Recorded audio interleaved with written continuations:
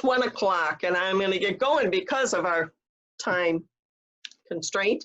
I want to welcome everybody today to our Zoom 4th Tuesday workshop that follows our board meeting. We just finished with our board meeting, and so this will be another new adventure using Zoom because we're going to be very interactive today.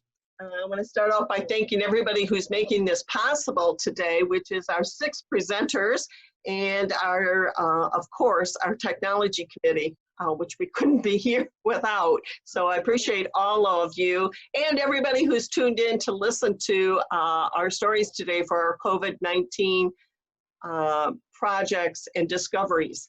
So before we get going though, I want to introduce our 6 presenters. We have John Bondurant, who's going to go first. And just a short story about John. This workshop was announced after Howard's Windows 10 a month ago. And that meeting wasn't over an hour finished or come to closing that John didn't email me and say, Nancy, I really want to participate in this COVID-19 project. I've got a really great discovery. Well, John was the only person for almost 3.5 weeks that had volunteered. So I had told him, hey, go ahead, make yours. At first it was a 5 to 10 minute limit. I said, hey, you've got 15 to 20 minutes now because we don't have anybody else and I'll have to create one to go with you. Well, in the past week, we've had many others jump in on board. So John is going to go first, and his is a little longer because he thought he was going solo today, and I thought I was going to accompany him. So his will be just a little bit longer, but the rest, we don't expect you to have anywhere near what John's going to present. So John will present first, and then our next presenter is going to be Betty Darnell, one of our... Nancy, this is John Rattell. I've got a very short, just a comment. It's okay. Not a presentation. We'll put you in the curtains, and at the very end, depending on how much time we have, we'll let you have the stage, okay? Thank you. Okay. Sheila Anderson is going to participate today. She's going to do one on family names. Phil Heisel's volunteered. Fran Saylor. How do you say your last name, Fran? Saylor, I think it is. Failures. Okay, thank you, Saylor. And Jean Lear. So those are the ones who have volunteered. I did have a number of people who called, and I kind of had to shut it down after 6 because I was afraid we were going to go into the 3rd hour. But if we have time at the very end, if anybody would like to just kind of raise their hand or participate in the chat and let me know, we can let you share too. So I know we all love sharing our genealogy stories and our discoveries. So before we get going, and as people still keep coming in, I'm going to do a few announcements first. So I want to take you first to our, I got it. Can you see my screen of Louisville Genealogy Society? Yes. All right, sorry about that, folks. I'm still in the learning mode too.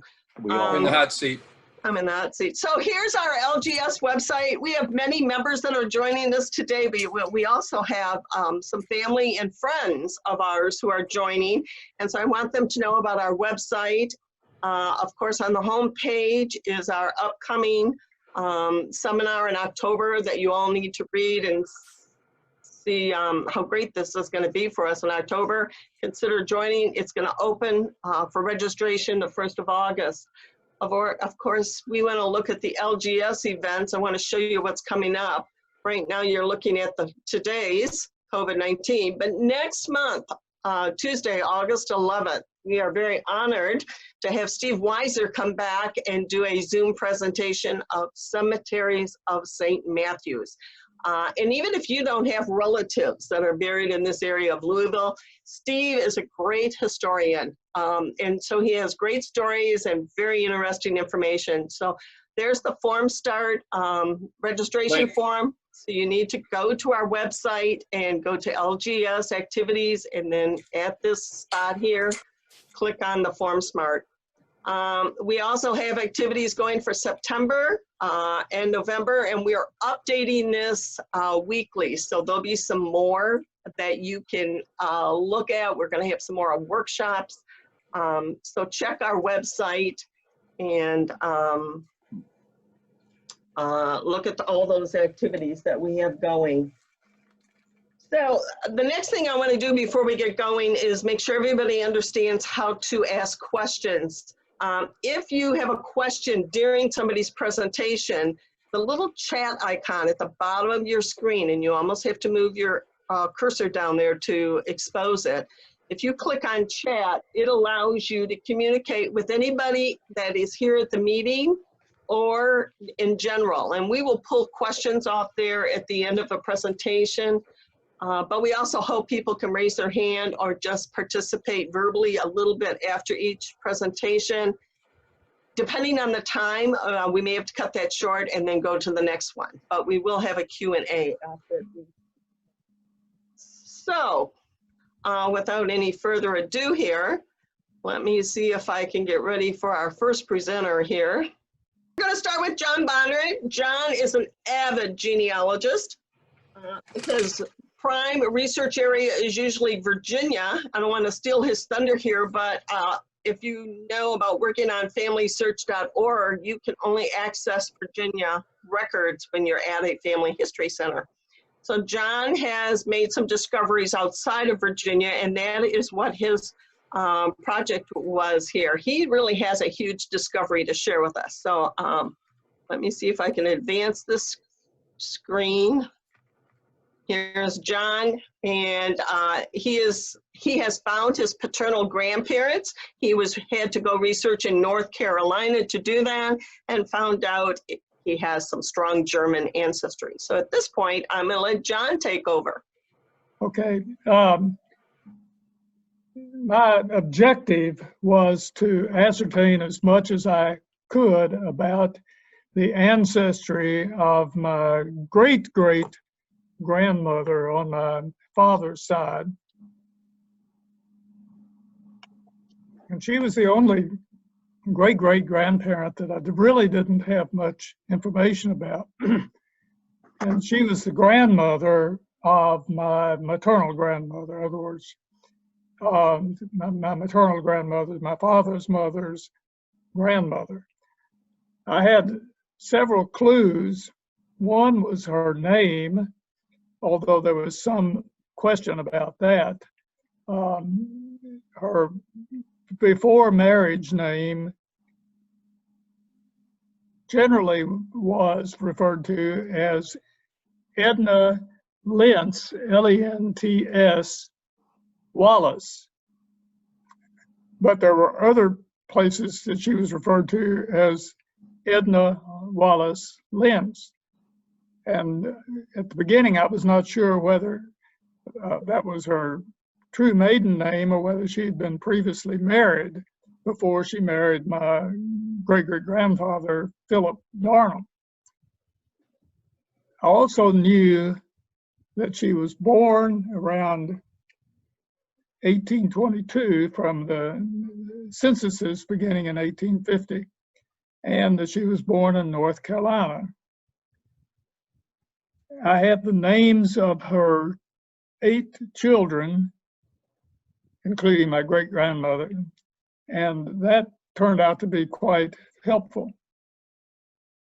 And lastly, in Marshall County, Kentucky records, I noticed that her husband, Philip Darnell, had acted as guardian for the orphans of a fellow named Daniel Crowell or Crowell. There's not agreement on how you pronounce that last name. It's on the screen here. Hope everybody can see the screen. And I felt there must be some family connection. So I wanted to mention the tools and techniques that I used. First and foremost, the computer. Everything that I located through the use of the computer, since the Family History Center was not available. Filson was not available. The library in Frankfurt was not available. So all of it came from the computer. I subscribe to Ancestry. I'm also a member of Family Search. I found Ancestry to be especially helpful with the censuses and the information in the right sidebar on the censuses, giving you hints to where you might look for other information, such as the Kentucky death records. That came in very helpful. But most of all, I just Googled. Also, one technique, you might call it, was perseverance. You just had to keep looking and looking and looking. Hopefully something eventually would turn up, and sure enough it did. The first breakthrough was locating a family tree on Family Search. I have not generally looked at family trees on Family Search, but I think Google led me to this one, and it turned out to be a prize. It contained a family group information for a fellow by the name of Eli Wallace and his wife, Prudence Crowell. It also contained a family group for Prudence's parents, George Crowell and his wife, Jemima.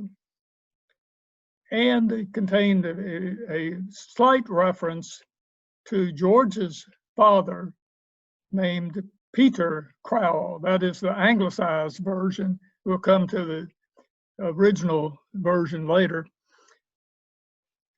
I found online, which was fairly unusual. You don't find too many abstracts online of Family Search, but I found an abstract of Mecklenburg County, North Carolina wills, and the one for abstract for Peter Crowell's will, very, very brief. It was in German, and it was in very poor condition. It did mention George Crowell as a son. So I contacted the archives of North Carolina and asked if they had the original and could I have a copy. And they were somewhat responsive, but not really, because they are understaffed. They said the original was in terrible condition and didn't know how well it would copy. So I went back to Google, and I found on Google a Facebook page for the Crowell family. It's one of the few Facebook pages I've located for any family group. It had a place on the Facebook page for sending messages.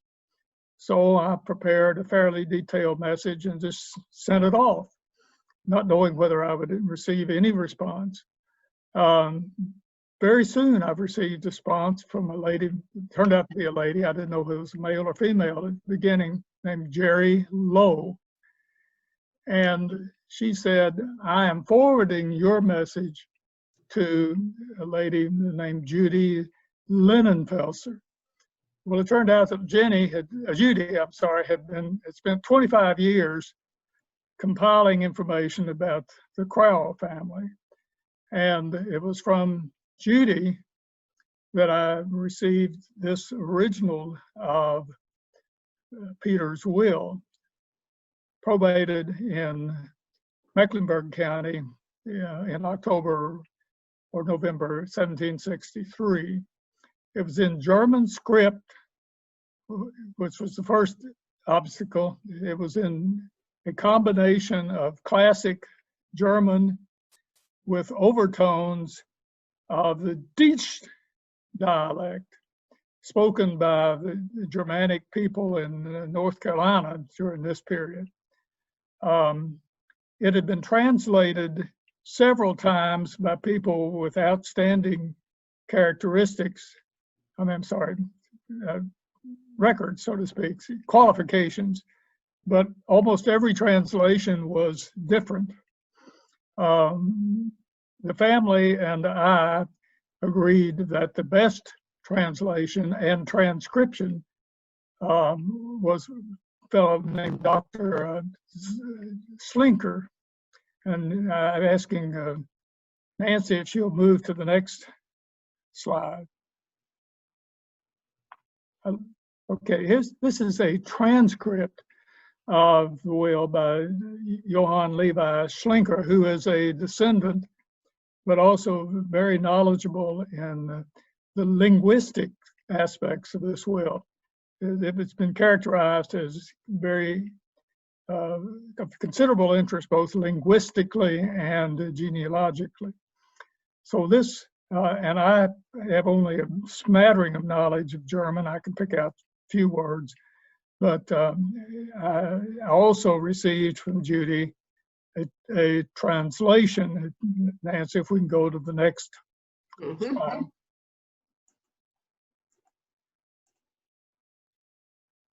This is the translation, and compared to the other translations, this I think is outstanding.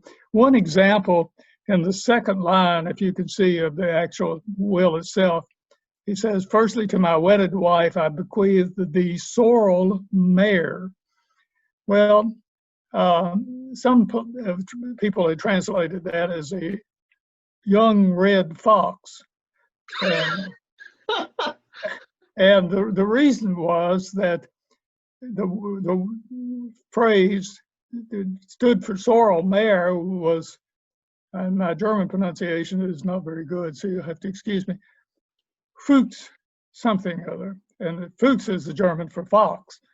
So anyway, and this hangs together very well. You'll notice that his name in the first line is spelled Krauel. The third line down, it refers to my ancestor George, Grauel.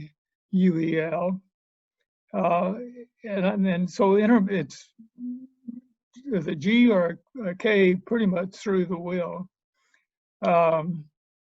This name is spelled innumerable ways, and as we'll see very shortly. Time doesn't really permit going into detail about this, but anyway, this is the will produced from that original that you saw earlier. And I think it was a terrific job of Dr. Schlenker. Okay, Nancy, we go to the next one. This is the inventory of his estate, which is available from the North Carolina archives online.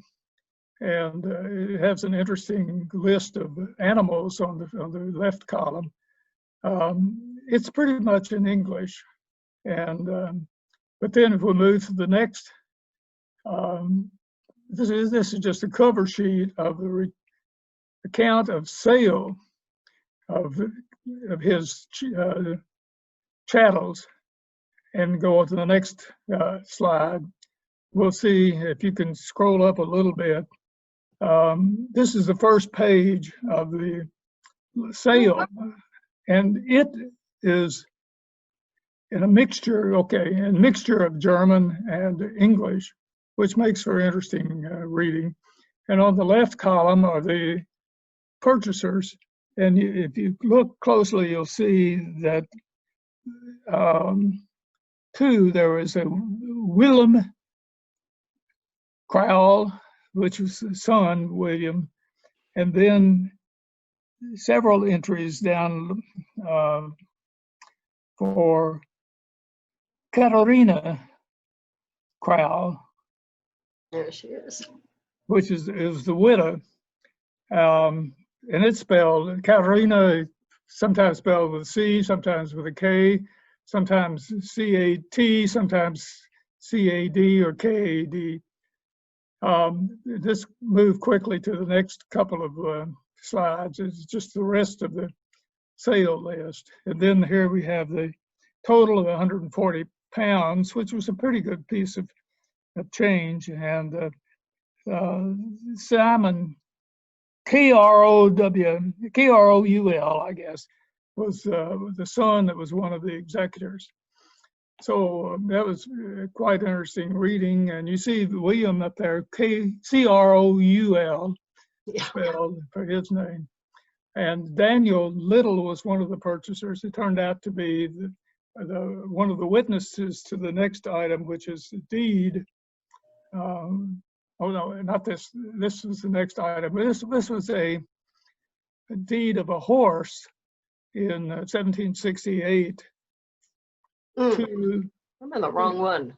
No, okay, no, you're right. Okay. You're right. I was wrong. This is the deed from Peter Krowel, which says he's from the county of Anson, and his wife Katharina to Conrad Harahar. Well, two things about this will. First of all, he says he's from the county of Anson. It was executed on the 10th day of December in 1762. In 1762, Mecklenburg County was created from Anson, but apparently the draftsman of this will did not realize that because I don't know what time it took effect, but it surely took effect before December. And the description of the property refers to property in Anson County. But then if you move to the next slide, you will see that it was recorded in Mecklenburg County. It appears in the Mecklenburg County First Volume 1 of its deeds. And you see the signature for Peter, and Peter was literate, he, presumably, because if you look, Katharina is signed by her mark. Then if you could go down just a tiny bit. And oops. Okay. No, that's the next slide. Oh, anyway, you can't see. There's a little handwritten note that says the clerk's record of the probate of this deed. That's not a term we use generally regarding to deeds, but the probate of this deed is lost. So they don't, for some reason, they don't know when it was probated. They do know it was probated and it was recorded. Of course, copied into the record. This is not the original deed, it's a copy, a handwritten copy of the deed. Okay, so that is one of the few, if not the only document we have signed or executed, I should say, by Peter and his wife. Of course, confirms her first name anyway. We think her last name was in the German Tausen, or 1,000, but we haven't nailed that down yet. Okay, the next slide is a this is the horse. Deed of a horse to Peter's son, Diederik. And I think that Diederik is in the third line, underline. Diederik was his mother's maiden surname, and it's not the usual given name in German, which was Dietrich, but it's Diederik. And then his name was spelled Grawel, I think. And then down at the bottom, it was witnessed by his two brothers, William, and then right below William is George by his mark. So his sons, at least these two sons, were not literate, even though Peter himself had been literate. And this was in 1768 in Mecklenburg County records. Okay, we'll go on to the next slide.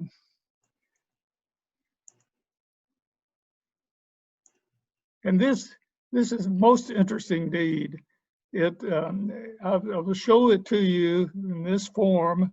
It's from Abner Nash and his wife to George Crowell. And George, by this time, had adopted the spelling which was carried forward of Crowel or Crowell.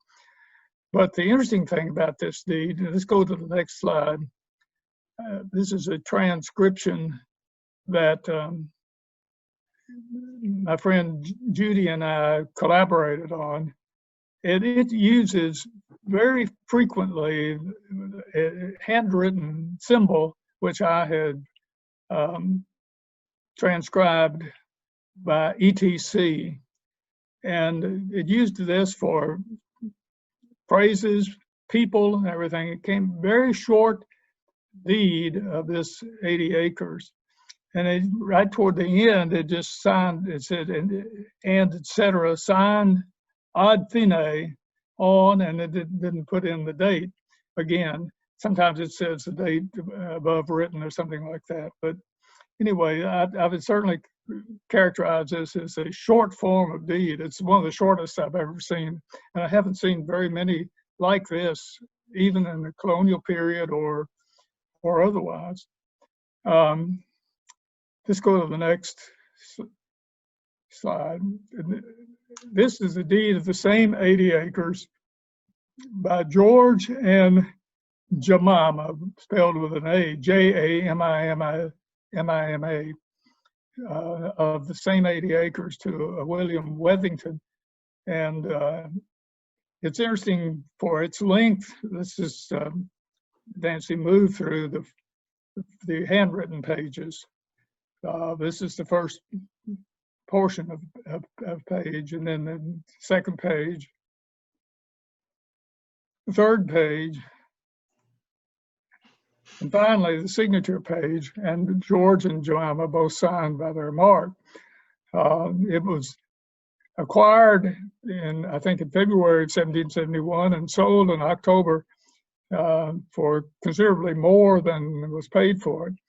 But it is extreme, and to the other extreme, and it has all the repetitious language, redundant language that we come to call boilerplate or legal language, but it's the same 80 acres. It just took a lot longer, and there's a reference on the third page to counsel learned in the law, so I think one of those counsel must have drafted this deed. Nancy, how are we doing for time? You get a couple minutes, that's all. Okay. Well, I'll try to cram. Oh, here is this. Here's the transcript of that deed. Yeah. So you can see how long it was compared to the other one. To make a long story short, I was able. That's the end of the documents.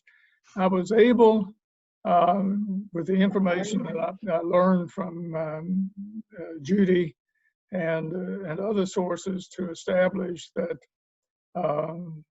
my great-great-grandmother was indeed the daughter of Eli and Prudence Crowell, who immigrated from Montgomery County, North Carolina, to Graves County, Kentucky in the early 1830s. I'm sorry, the Eli and Prudence Crowell Wallace, and a lot of the Crowell family immigrated with her, and over the next several decades, they intermarried in an unbelievable extent. Their daughter, named Mariah Jemima, and that was one reason I was able to tie this back, because George Crowell had moved to Montgomery County. He was a Revolutionary War veteran, and he gave a detailed application for a pension, but Montgomery County has very few records that are available, and Graves County, Kentucky has very few records. So you had to go to alternative sources. And because they had a daughter named Mariah Jemima and another daughter named Susanna Prudence, I convinced myself and my friend Judy that Edna was their daughter. And I found in the death records the names of the mothers, the maiden names of the mothers. And Philip, it turned out, was the guardian for his grandchildren, because Mariah and her husband, Daniel Crowell, her first cousin, died prematurely. And so he was serving as guardian for his grandchildren. As guardian, he approved or consented to the marriage of one of those grandchildren to his nephew, Benjamin Dartle, and another one to another nephew, Nicholas Darnell. So, and I should make one very quick comment. It turned out that Judy and her research, when I first contacted her, she had my family, my Bondurant family, in all the way down to my father's generation. And my time is up, but it turned out that Judy and I are 36 cousins, both on my mother's side and my father's side. Well, excellent, John. And one thing I've found out when you meet John and you see all his research is he is related to about everybody that he makes contact with to research his family. So you've been very busy, John. Lots of discoveries. And I did catch that, I hope all of you did, that how much he uses Google to research his family. And it directs it then to Family Search or to the North Carolina Archives or whatever, which is amazing to me. And Betty? The Facebook page was the Facebook page was the most. Yeah, how much we need to use Facebook to find those family surnames or counties that our families lived in. Betty, I see, it's funny when John did that, I saw that name Darnell and wondered. So Betty just wrote a comment in here that she has, is it Nicholas Darnell, married in 1856 in Marshall County, Kentucky to Edna Crowell. And she has lots of information. Is that a line also, John, of yours in Kentucky?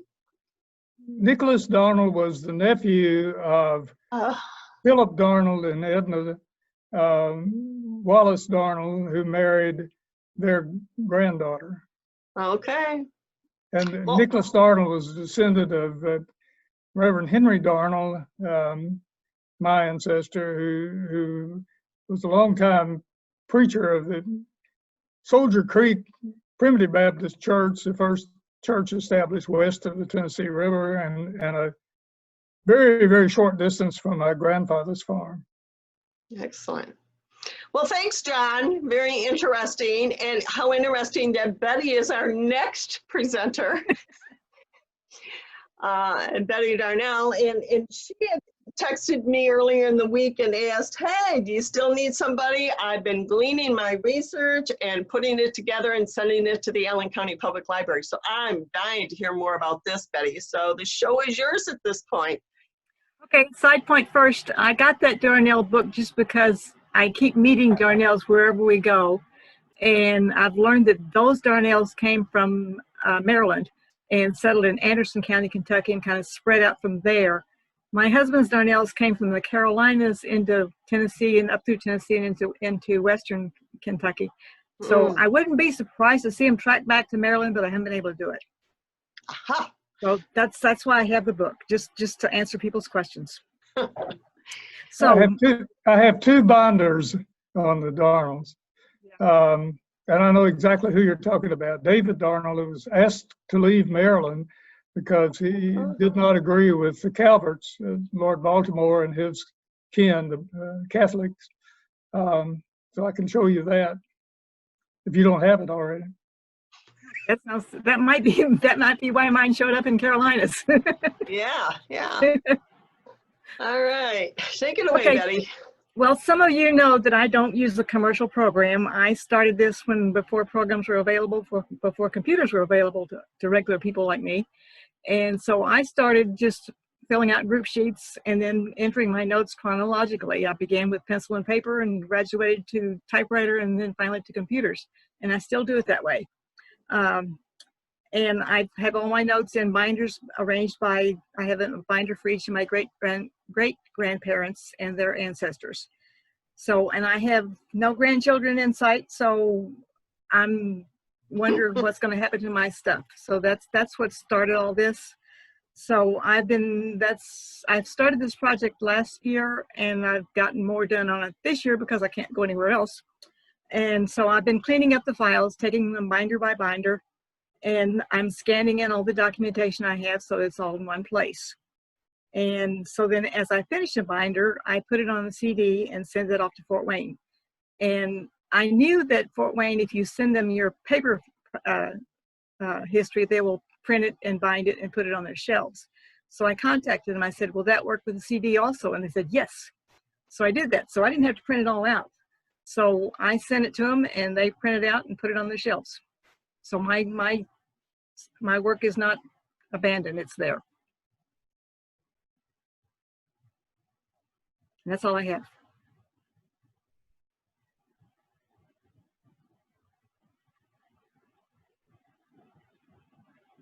Are you there, Nancy?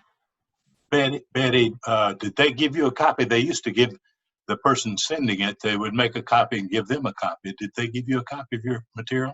I didn't ask for one, and that's what I don't know if they would or not. I suspect they would. Yeah, I also know Allen County Public Library is trying to go totally digital. They are still doing the printing and getting the books off or the material. But if you don't ask for it, I don't think they'll send it to you. But they also will take it digitally and put it online so people can access it right online and don't have to go to the library to pull a book off the shelf. So anybody who's looking to put their research together and send it to Allen County Public Library, it's an excellent place to send it, and you can send it both digitally or like Betty did. Betty, that's great. Any other questions for Betty? Thanks, Betty. Mm-hmm. That's a good one. We're going to go to Sheila Anderson, and Sheila Anderson has been working with family names that have multiple people with the same names, right, Sheila? Right. Yes. And so do you want me to put up that sheet of yours yet, or you want to get started? You can put it up because everything's kind of based on that sheet. All right. She's got this handout with her family on it here. Okay. Everybody see it? Yeah. Okay. Oh, Okay. All right, Sheila, it's all yours. Okay. Well, when I started doing genealogy, this is one of these hit or miss things. I started about 15 years ago because I was really sick and I wanted my family to know something about, the back relatives. Well, then, you get better, time passes, you put that stuff away, you get back to it. And so I'm now about on my third go round. And so I have hardly any relatives that are blood relatives. So almost everything I end up trying to do is something that is like a spouse. So the thing that you have up on your screen is actually about my Uncle Harry, who was married to my Aunt Gert, who was my father's sister. So, I'm not very knowledgeable about how they do these things. So what information I had was I knew that he was married to Gert Masick. I assumed that he was born and lived in Winona, Minnesota, because everybody else did. And because of my aunt's age, I assumed that he was born in approximately 1910 to 1915. So way back when, that I can't remember what I did anymore, I did find some information. And I had developed kind of a little reference sheet for myself, and it would have like the person's name and family members and things like that. So when I got around to doing this again, I found my sheet for Harry, and it said Harry's father's name was Leo. And then there were 3 siblings that are listed. It says Harry remarked with siblings. So there was Harry, my uncle, and I found a brother, John, and a sister, Florence. So one of my first things is to try and find birth records, and I couldn't find birth records. So I went into censuses, U.S. Census. So the first census I could find was for 1920, where there was a Harry Remarkowitz mention. So, and along with this, the father's name was given as Henry, but there was a brother, John, and there was a sister, Florence. So I got all excited about this because I thought, well, you've got these 3 siblings.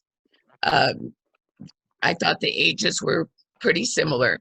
So I started questioning Leo as the father. And I tried to find if Henry's middle name was Leo or Leon. I couldn't find anything. So I jumped ahead and made the assumption that my uncle was part of this family. So as you can see with some of the information I wrote down here, at the very beginning, it's a 1920 census, and it was Henry and his wife Mary and the children that were born at that time. And so it gave their age, and I figured out about their birthdays. And so I really didn't know when my uncle was born at that time. So I'm like, this is good. This is golden. This was easy. So then I go to the 1930 census. And in the 1930 census, Harry, who I was assuming my uncle, his name now changed to Jerome. And I'm like, well, this is weird, but you know, kids get nicknames, they do different things differently. Maybe his name is Harry Jerome. So I go back and I'm trying to find more resources on Harry.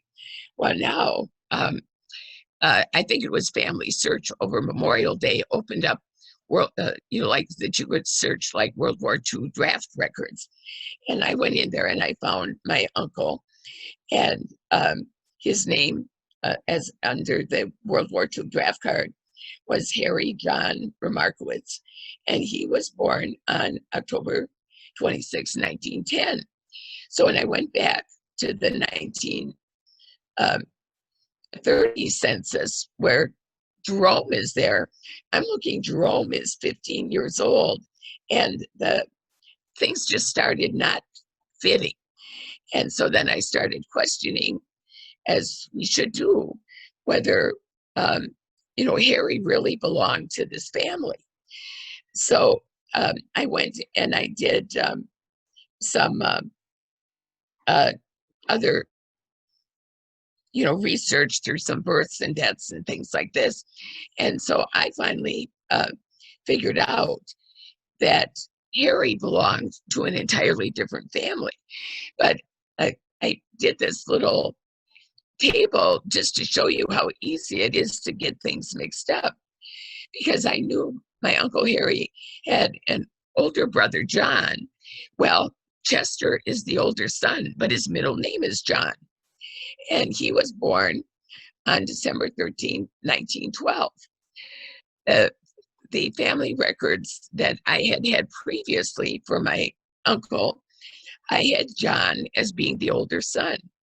When I was able to locate a birth date for him, it was December 15th, 1912. So these birthdays are 2 days away from or 3 days away from each other.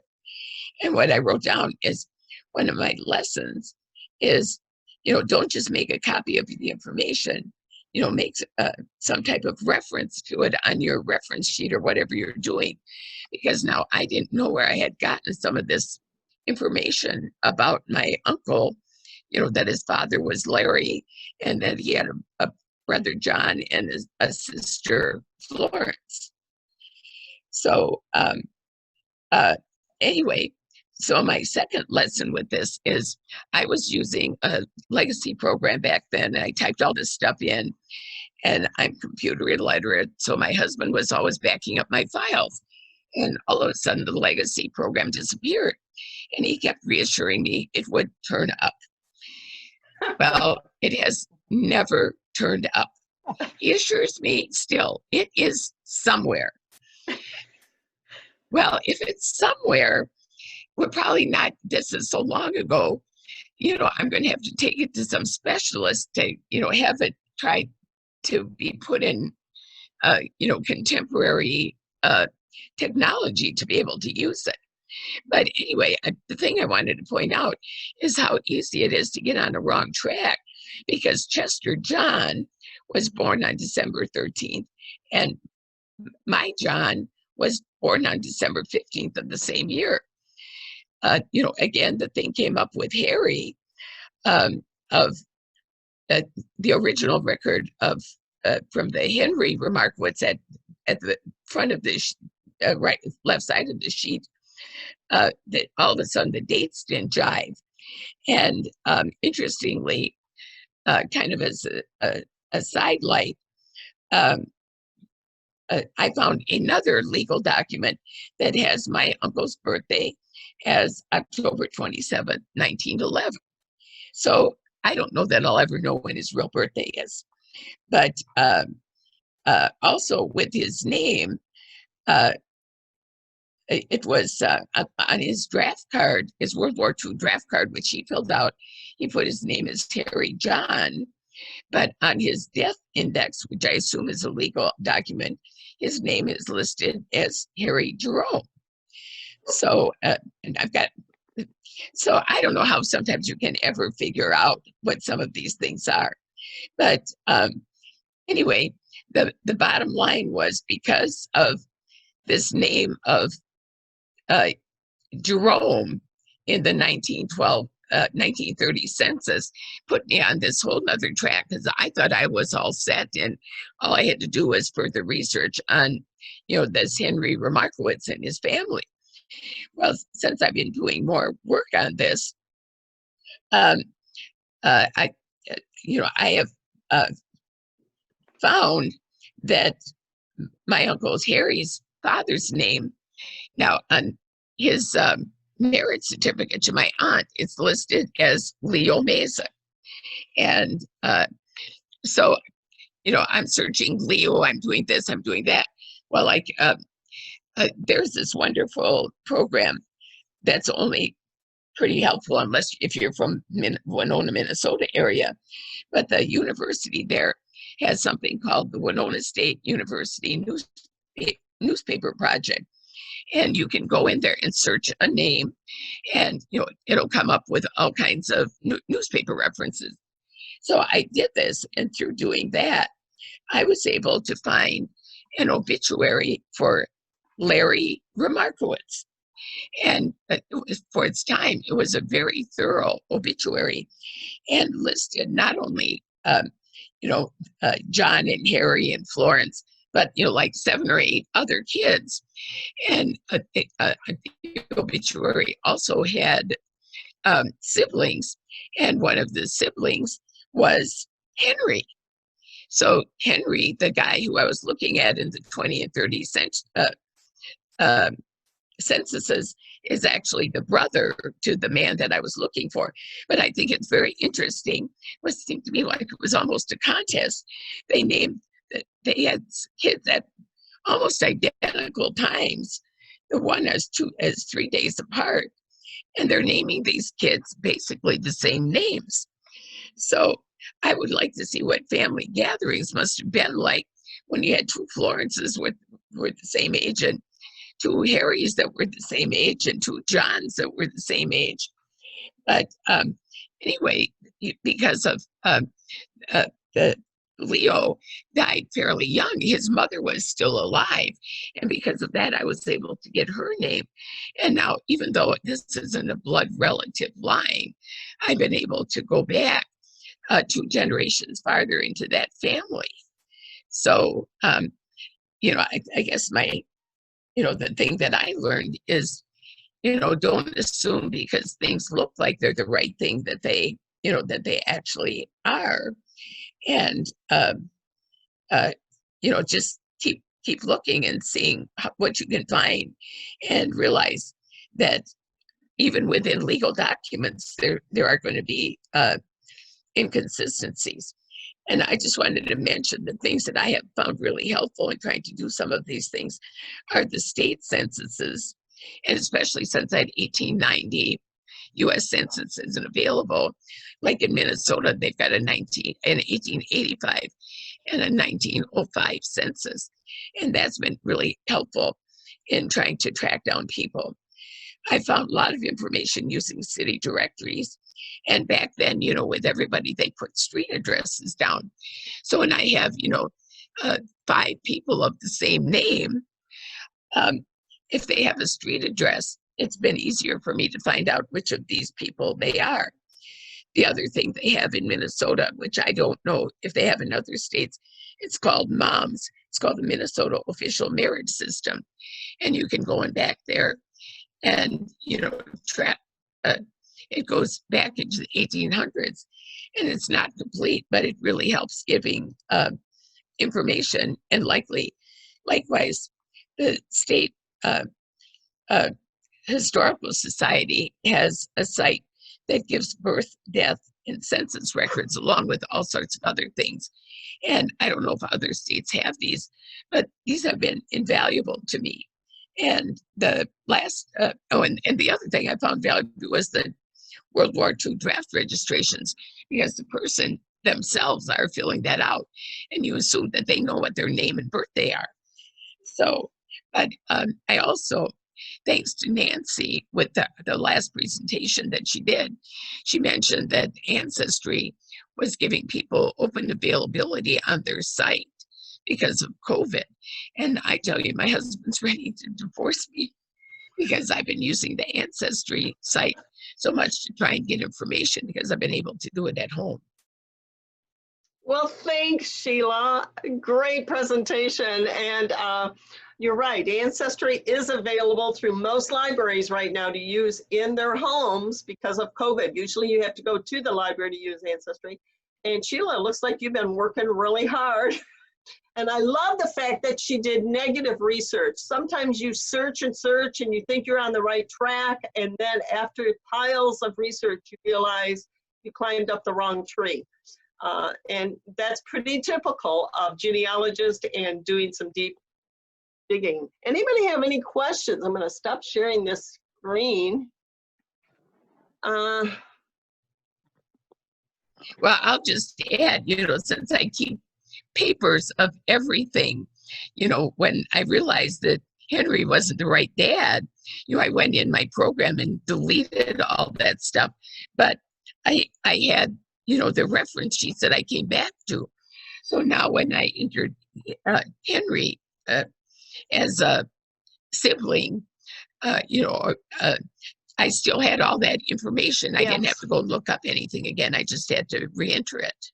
That's true. Sometimes you do need to keep that information separate from your tree, and eventually you do find the connector that connects them in together. So very good. Thank you, Sheila, for volunteering and doing that. We're going to move on to our next presenter, which is Mr. Heisel. So Phil, we're going to hand the camera over to you and let you start sharing what you've discovered or a project. I don't know which one yours is. I think yours is cleaning house, isn't it? Cleaning, oh, my house does need cleaning, but we won't go into that. So let me track down my presentation here, and we'll get on with it. Now, I love it. I take your invitation literally. My plague quarantine project was pretty disturbing, actually, pretty much like the original plague. I subtitled it "Throwing Away a Quarter of My Genealogical Research and Rethinking My Ancestral Pathways." And you know how hard this is. Even though D1 and D2 are two DNA experts, keep telling us how accurate and important all these DNA centimorgan levels are, you have a hard time disbelieving your grandma. So, so I struggled with this knowledge that I was given a long time before I really accepted it. But finally, I came to the conclusion it's not necessarily all bad. Sometimes it's worth getting lost to see who will come looking for us, as Robert Braille quote says here. I got this email. This was from back in April of last year, and it was from Mo McKee, and he says, "My DNA results indicate we may be first cousins. I grew up in Huntington, West Virginia. My father was Jack McKee of Wayne County, which is where I'm from. And my mother was Christine Siebert of Guyandotte, which is where my grandpa and great-grandma lived. And curious to see if any of this rings a bell." Well, it didn't. I did not have one McKee in my family tree. And so I got back in touch with Mo, and it turns out he even went to the same high school I did. So I thought, you know, there's got to be something to this. So when I went and looked more closely at the DNA results, here you can see, here's my sister. She has almost 2,500 centimorgans. Lloyd had 808 centimorgans across 27 segments. And then I know Charles Meade is my first cousin once removed. He has almost 500 centimorgans. And Brenda Carmen is also my first cousin once removed. And she had almost 400 centimorgans. So my buddy, my sister's friend said, Phil, 808, you've got to accept this, look into it, and find out what's going on. So I kept trying to go into my other line, but here's what you can't deny the results. Here's Mo, and it said 97% of the people that have this kind of centimorgan sharing of DNA is a first cousin. So, okay, I thought, throw out this much of your genealogy. And I did. I threw away all this up. This is a bow tie printout of my ancestry. This is my paternal line. This is my maternal line. This is what I had for my grandmother's biological father, my mother's biological father.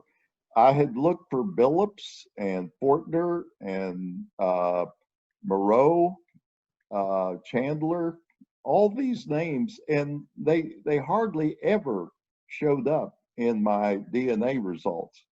So, you know, I was trying to prove that these people were my, you know, grandfather, great grandmother, so forth, and I was never going to. Everything else, Gesundheit, everything else has shown up. Okay, so when I plugged in Mo's grandfather, Garland McKee, I got McKees, Kilgores, Fergusons, Haney's, Fergusons and Deans, and all these things really started to make sense. They always showed up in my DNA testing. So I finally had to say, okay, my grandma wasn't really sure or truthful about who my mother's biological father was. George Billups, my previous candidate, was born in 1901, and Garland was born in 1899. When I asked my grandmother why she chose the name of Garnet for my mother, she says, well, George had a best friend that was named Garnet, and so we decided to name her that. Well, I think Garland is probably more close to what the truth is. But as I questioned Mo about Garland, his grandfather also, and he called Garland a rounder. He said he did several prison stretches, and he also ran off to California about the time my mother was born. So everything adds up. This is my new grandfather. They called him Skeet, Garland E. McKee. He was 1899 to 1973. He was a blacksmith. Here he is with his cigarette and the blacksmith tools and the horse he's shoeing. And he was being a blacksmith at this late stage of the game, I assume, there was a creamery in Huntington that delivered milk by horse and cart.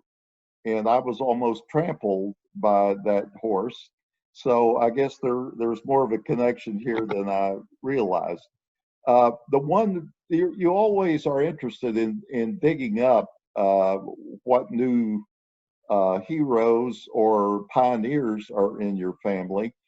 well, here's one I turned up in this Kilgore, McKee, Davidson. If you look up the ancestry and history of the Davidson family, they're pretty impressive. So I found my buddy in West Virginia. He says, Phil, this means you're a direct descendant of William the Ranger Davidson. And so I looked him up. Sure enough, he was the one that settled in the Northwest Territory before it was the state of Ohio. He was given land in 1798 for service in the Revolution, and they called him the Ranger because he served with the Pennsylvania Frontier Rangers. He actually founded the town of South Point in Lawrence County, Ohio, and the Lawrence County chapter of the DAR, James Lawrence chapter, put up this monument to him. So that's quite a colorful character I have. And for those of you who don't know about South Point, here is where Ashland and Catlettsburg are, right at this is the Ohio River, and this is the Big Sandy in eastern Kentucky that runs down into the Ohio. And this is where I was from, right here in Wayne County, West Virginia. And you can still see some of the Kilgores and Davidsons and McKees living in this Lawrence County area. And this is from the David Rumsey site that I've spoken about before. This is an 1877 map. So again, I just wanted to point out, you is one of our, I think Bettinger said, you don't have to go back more than about 4 generations to find an unexpected event in the DNA ancestry. So that was indeed what I did. Thank you. Thanks, Phil. That was very interesting. I had no idea you were going to go off on a DNA track. I'm impressed. Yeah. And so you've been deeply researching a brand new family then. Oh yeah. But like I said, it's been very interesting, and it finally opened up the, solved the mystery as to why the DNA didn't check out. Everybody else. Yeah. So negative research, just like Sheila, you research and you research, and then through DNA nowadays, we can find out all that research. Absolutely. Not ours. All right, well, thank you. You can tell Phil's the scientist in our organization, can't you? I'll move to Fran. Fran, how are you? I'm fine. How are you? Good. Fran wrote me earlier in the week, and she said she'd like to share, and she's going to share, she is a Mayflower descendant. And so I think she's going to share some information here about her Mayflower line. So Fran, I'm going to let you take over. Okay, thank you. I want to thank all the other presenters because I've sure been taking a lot of notes. I look forward to applying those. But I'm not talking about my ancestors today because the Mayflower ancestors belong to my husband. Oh, okay. So that means that my 2 grandsons are Mayflower, descendants. And I have thought for a long time about doing some kind of book that would track them, back to those 4 Mayflower passengers that they descend from. And especially the 11-year-old who loves history. So I'm using this as my hook to try to drag him into to getting into genealogy. I started trying to figure out how to do this. So I kind of had the title first, From the Mayflower to Me. And I started, I went to Shutterfly. I don't know if you're familiar, but it has book templates. And let me share the screen with you. This is a new skill, so hang on and see if I survive getting through this here. We're all learning with you. Okay, so do you see the book page? Yes, we do. Okay, I started this book with facing pages for each generation this is John Tilley and Joan Hurst. These are all still rough drafts that need a lot of smoothing. But I put the title of the names of the generations and how they're related to Jackson. They're his 14th great grandparents. And then a story or, you know, facts, what I'm able to share about those folks. And then to give it context, I put a section called What Else Happened? And I pick out a block of time in their lifespan and put some inventions and some history, some major events, and sometimes some silly things like the first ice cream store in America, those kinds of things, to help him give context because he's really a history nut. So I just continued on. On this side, I put illustrations. Now, there's a story there in itself because I thought, well, I'll just go online and find some images. Well, that's not as easy as it sounds because you run into all kinds of copyright issues, and you also, it doesn't look like a book anymore because there's no artistic continuity. So I had heard about a website called Fiverr, Fiverr.com, where you can hire all kinds of freelance services, from art to writing to editing to translating to, you know, all kinds of things. So I hired an artist, and she's been working with me using my stories and my research about clothing styles and hairstyles, that sort of thing, to develop images that tie in with the lives of each generation. So that's kind of how we're going. We've gotten through generation 7, so we've still got a ways to go. But I'm really excited about this book, and to help me recoup some of the cost, what I'm hoping to do when it's finished is offer a version of this book as a template so that other descendants from those same 4 Mayflower passengers would be able to develop their own, and maybe with the generic, you know, aspect of the art, use a lot of the pictures, but the artist is on standby alert. If anybody wants a different portrait, they can contact her and say, well, I need 4 kids in this picture, or I need, you know, those kinds of things. So that's what's keeping me busy during this pandemic. This is beautiful. That was great. Yes. Thank you so much for sharing. And you know, my husband Howard is a descendant of John Howland. So and Elizabeth Tilley. Yes. We'll have the template ready one of these days. The We're cousins. Plug your info in. Yes. And your artwork was absolutely beautiful. Well, thank you. Now, I have to tell you, it's been interesting because the artist lives in Pakistan. Oh my. Because as I looked on Fiverr for artists, I limited it to the United States, and I only got 3 offers. And they wanted to do all original work, which would have cost me thousands of dollars. Mm-hmm.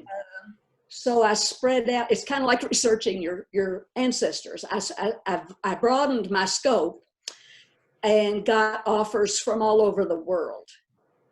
And I settled on this artist from Pakistan who has just been delightful to work with. Can you spell the name of that website, Fiverr, again to us? It's Fiverr.com.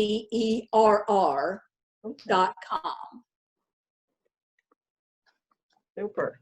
I have no idea where that name came from, and I keep meaning to research it, but I never have. Yeah, you don't have time. You're working on the book. That's beautiful. Yes. Well, Jackson loves the story of John Howland falling overboard, so that has been a great springboard. Yes, interested in stories about ancestors. Beautiful. Absolutely beautiful. Okay. Well, thank you for sharing. That was amazing. Just Thank amazing. Okay. So our next presenter is one of our infamous LGS members, Jean Lear. So Jean, we're going to hand the microphone over to you. And I think her topic is, what do you do with your cousin, the criminal? I was so glad Phil had a criminal in his line also. All right. The first time I ran into that was when a distant cousin contacted me to see if I could help find, it was either her mother's father or grandfather, I forget, this was 10 or more years ago. She couldn't find him. And I was on Ancestry and she wasn't, or something, you know, and maybe I had some more possibilities. Well, I found him as a prisoner in the penitentiary in Leavenworth. And when I sent that to her, she never contacted me again. So I don't know whether she told her mother who the fellow was or not. But about 2 weeks ago, I'm currently researching all the descendants of the sister of one of the sisters of my one of my great-great-grandfathers. And these were couples who had 14 kids, and then I'd go to one of the kids and they'd have 13 kids, and you know. So it's taken me a long time. I started this one family going down last November, December. I'm now working on kid number 10 out of 13. All right. I get this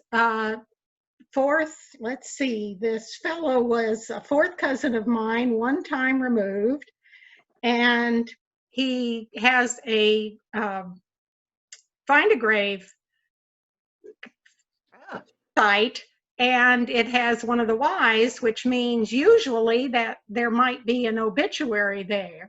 When I go to the site, the Find a Grave site, to read what has been posted there, this is what I found, although I'm leaving the names out.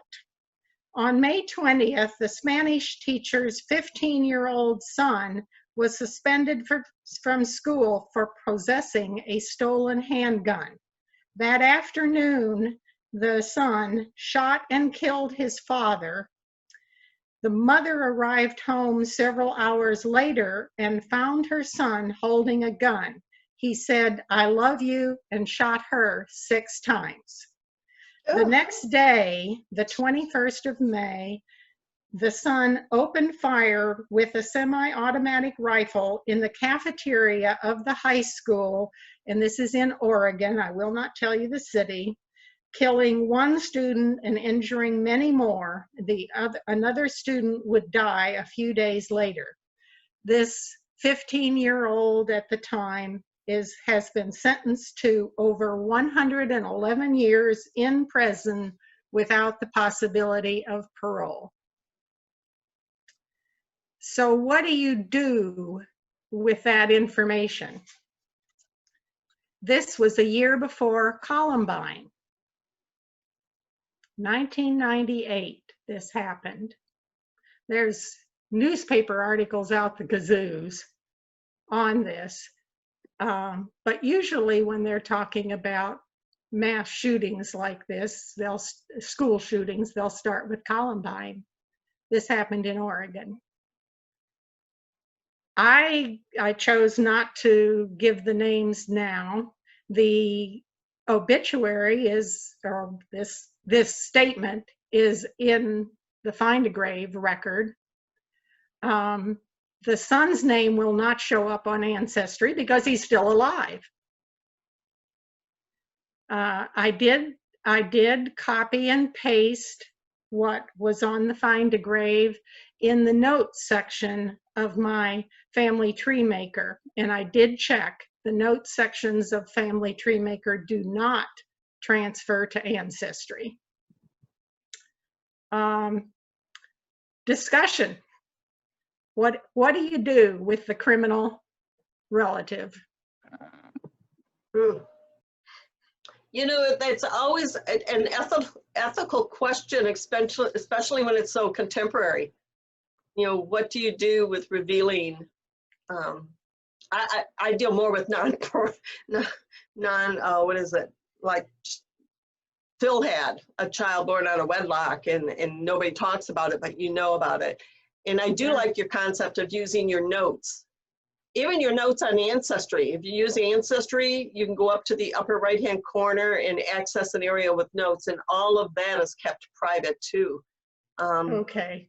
Well, yeah. I wanted to make sure, for myself, I wanted to make sure that it wasn't necessarily going out everywhere.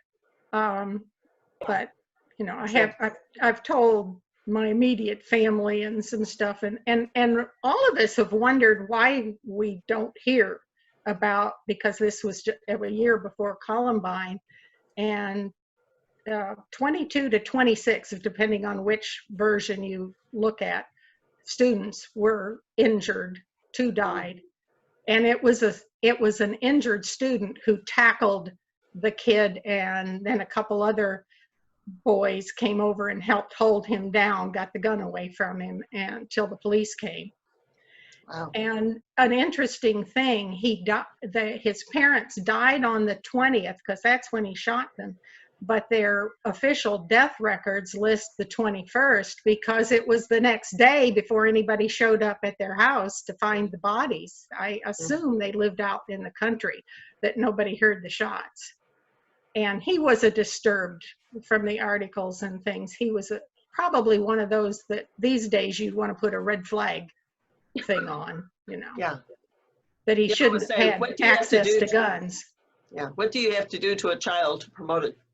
A 16-year-old to turn out like this? Yeah. That's. You know, I think, I didn't Dean, hear. in answer to your question, what do you do with it? I think a need to know kind of thing. If you feel somebody really wants to and needs to know it, share it. But something that drastic, I think probably shouldn't, as you have been careful to do, should not be made public and not be made widespread. But if there's a family member who really, because of their situation, needs to know that, I'd share it with them and not make a widespread thing of it, as you have done. I think that's a wise thing. He actually had an older sister, a 6-year-old older sister, who fortunately was in college in Hawaii at the time this incident happened. And, you know, you don't find any information on her because this is so recent that, you know, Ancestry doesn't pick up live people. Jean, I didn't hear earlier, maybe you told us, how close of a relationship is this family to yours?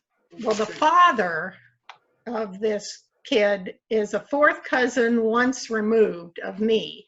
Okay. Yeah, I mean, he's a very, very distant. But it still would be part of the tree. Yeah. I agree with Mel. You know, you want to keep the facts that you found, but very discreet. So, anybody else want to comment? Kind of sobered us up here, Jean. Depression, if that's what he was experiencing, was depression, can be related to the DNA. And that may be something that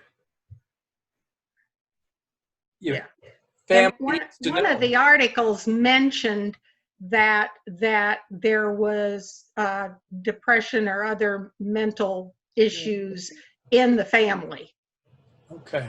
I don't know how far back, you know, I'm pretty distant for, you know, don't have many of the centimorgans. Yeah. But now, and maybe a question to Phil, you know, or any of the rest of you, if you found that some relative was in prison, do you put that in your genealogy information? Well, I do. That's my personal feeling about it. I publish the Heisel family newsletter, and people are always sending me information about, you know, illegal activities or robberies, and I publish it. because that's where they got it. It was in a newspaper somewhere. Yeah. Mm-hmm. And 100 years from now, like Howard said, they will track it down, and the DNA, it's just like the cancer gene. You want to make sure that you have a good handle on depression, like the Hemingways and the Kennedys and those. So there's value in it. I agree with Phil about putting it in the record without the grim details. I mean, he was in prison from such and such to such and such, and no other details. And if somebody's interested in it, and they can look it up. Yeah. But I would not include the grim details that might really be shocking to grandchildren about their grandfather. Oh, yeah. I have a comment. I think that you have a couple of concepts here. One is whether it's a matter of public record. And if I understood you correctly, that it was on behind the grave, I think the information is a matter of public record. So I don't know that you need to publicize it anymore, but at the same time, I don't think there's any prohibition from sharing it for people. Somebody mentioned the concept of need to know. I think that would be a controlling concept.